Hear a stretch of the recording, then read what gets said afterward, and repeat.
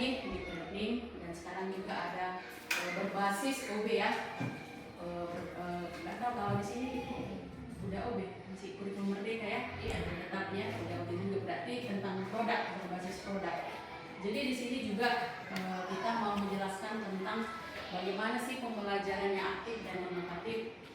Ini memang sudah dari dulu, pasti apalagi tingkat SD, Bapak Ibu ini pasti selalu membangun suatu pembelajaran itu, bagaimana si siswa itu supaya tidak malas atau selalu termotivasi, sehingga memang kita para guru selalu setiap hari dibebankan harus membuat suatu pembelajaran yang aktif dan inovatif.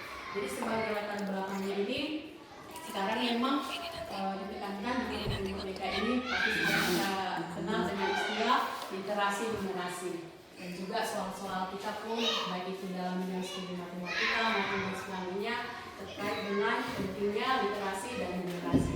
Apalagi ada istilah sekarang, kalau nggak tahu literasimu rendah, ya seperti itu ya. Jadi latar belakangnya ini kita lihat dari pentingnya literasi dan numerasi, di mana merupakan keterampilan dasar ya yang bersiap bagi siswa untuk memahami informasi dan berpikir kritis serta mempersiapkan mereka menghadapi tantangan di masa depan. Ya, jadi Menteri Pendidikan kita memang ini selalu menekankan tentang literasi dan numerasi. Bagaimana tadi cara kita secara aktif atau inovatif untuk mengembangkan literasi dan numerasi anak-anak itu. Kemudian adanya perubahan kurikulum di era merdeka.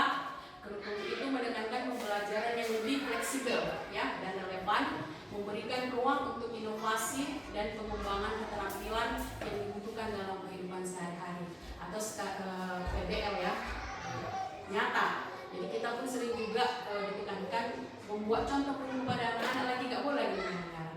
Tapi kita usahakan soal literasi dengan kehidupan nyata siswa itu.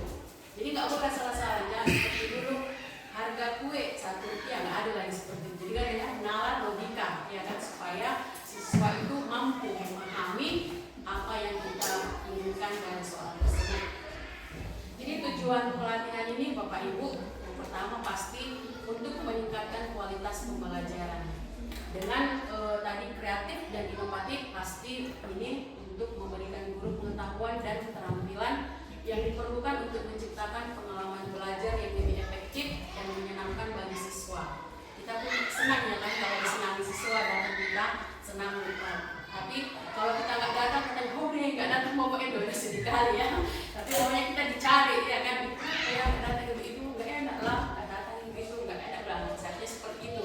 Itulah yang kita harapkan dari siswa. Bagaimana bisa seperti itu? Ini tadi lah. Jadi kita harus selalu membuat pembelajaran yang inovatif ya.